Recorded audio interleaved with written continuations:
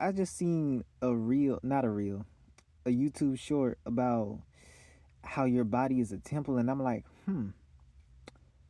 like if you really think about it, well, hold on, I gotta really be careful with what I say because I want to be able to get this out. Hold on. Okay, so you're seeing your body as a temple, not only metaphorically but physically too. Now imagine you have a temple, a physical large temple that's your sacred space, a space that you can go in to do whatever you want, this, that, and the third. Now, on the inside, your emotions, your thought process, what you do on the inside of here can affect this. And that's what God meant by take care of your temple. Because if you do not, you'll end up destroying your temple. It's almost like allowing certain things on the inside, especially certain things from the past or that happens to you, if slash when you let that get to you, it's almost like chipping a piece of your temple off to the point where it starts to show in your physical reality, which is also why you should be careful with where you place your own temple. You wouldn't place a temple in a city if all you want is peace and quiet. And you wouldn't put a temple in the middle of a field if you want maximum resonance from multiple people. And as a water being like myself, it would make way more sense to put my temple near a body of water, i.e., a place that is still, not affected by anyone else, etc. type of deal. And this is why I wanted to make the video. Be extremely cautious where you place your temple, both physically and this type of body type of way. Because whether we like it or not, how we treat the inside of us is exactly how it's going to show on our outside. Meaning, if we're constantly dirty, then guess what? Eventually, it'll show like that. If we're constantly talking down on us, or we're constantly losing things, or we're constantly distrusting this, that, and the third, then guess what? It'll show on the exterior like that. And when you allow any other freaking spirit to just say anything deceptive and you start believing that, or you start doing this, that, and the third, that's them getting an upper hand on you, taking bits and pieces of your temple away to the point where you might just crack and crumble over and you wouldn't even know it. And you would just be smiling. I wouldn't even say smiling in their faces. You would just be happy thinking that they wouldn't do this to you. Meanwhile, they're just plotting on you from the get-go. And this adds to the point of why you have to be careful with your own freaking temple, especially with sexual intercourse, because you cannot invite anyone else inside of your temple or on the outside thereof if their spirit is dirty and nasty, both literally and metaphorically. Meaning, if they're a mean person, this, that, and the third, do not go for them, no matter if they're a baddie. I don't care. Listen to me, I don't care, because guess what? Your spirit will be tainted. Hence why I've been celibate for 3 freaking years, because I took that to freaking heart.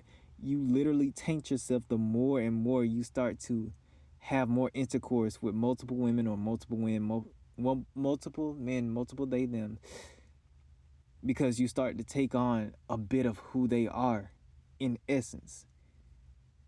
And once you have multiple people inside of you, pause, especially in this context, once you have multiple spirits and multiple pieces, this, that, and the third, now you start to have multiple issues, multiple things, multiple this, multiple that. And it seems like you can't get a grasp of why you're feeling a certain type of way, or why you're crying, or why you feel like you should do this or this or that and the third. It's because you're taking in so many people's energy. And because you're taking in so many people's energy, you have to take care of your temple even more. So that does mean you have to lock out your own people so that you can hear yourself. You have to separate from all those emotions and really sit in your own temple. You have to sit in the quiet space. That's what I've been telling you for the longest time. Be quiet and listen to your spirit and see what it wants. Otherwise, you'll keep constantly looking on the outside, taking in and welcoming in everyone else's energy. Meanwhile, you probably want something different, but you'll never know until you just sit by yourself quiet. But many people can't do that. And here's another way of looking at it, especially for the ones who made it this far. Drop a purple heart along with a blue heart. I'll know that you made it this far. And here's the main thing.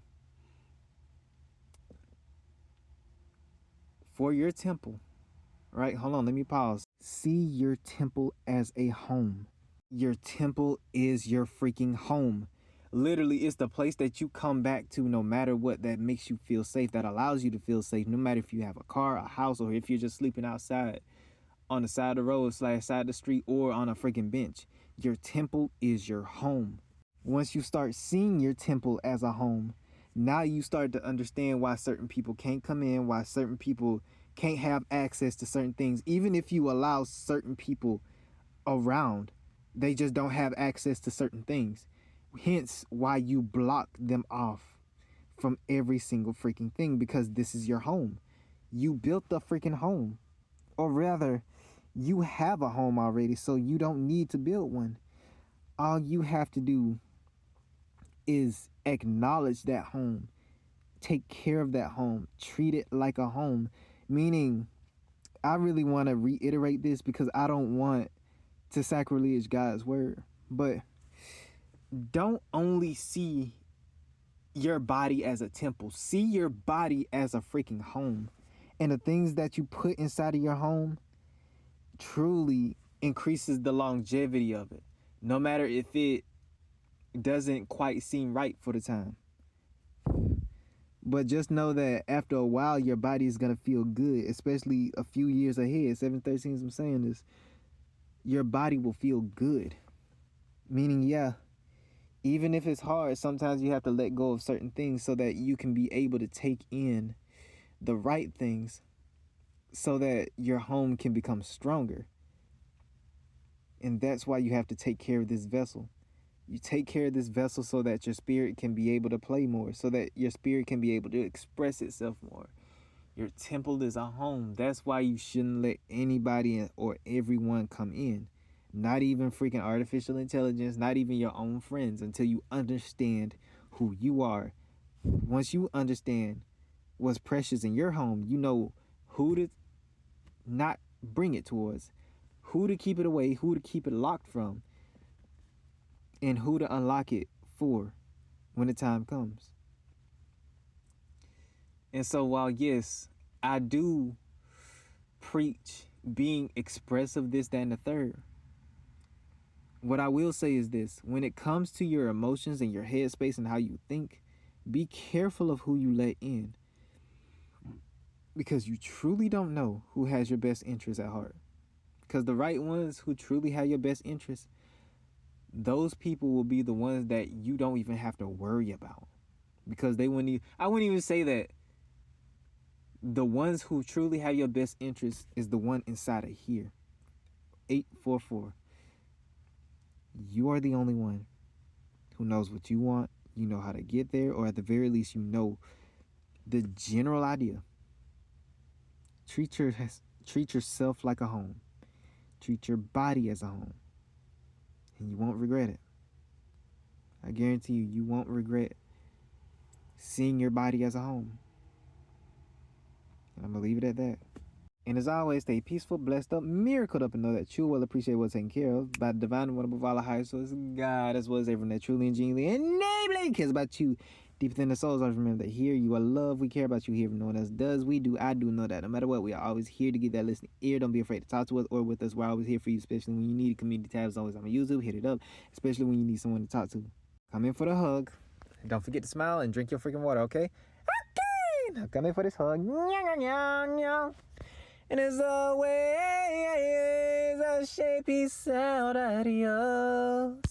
Mwah, mwah, mwah, mwah, mwah, mwah, mwah.